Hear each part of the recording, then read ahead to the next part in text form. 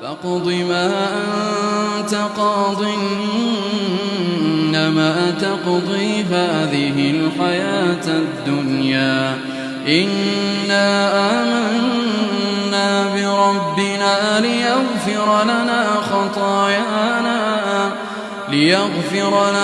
خطايانا وما أكرهتنا عليه من السحر والله خير وأبقى إنه من يأت ربه مجرما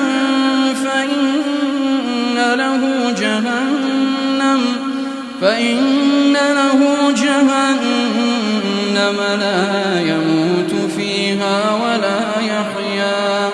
ومن يأته مؤمنا قد عمل الصالحات فأولئك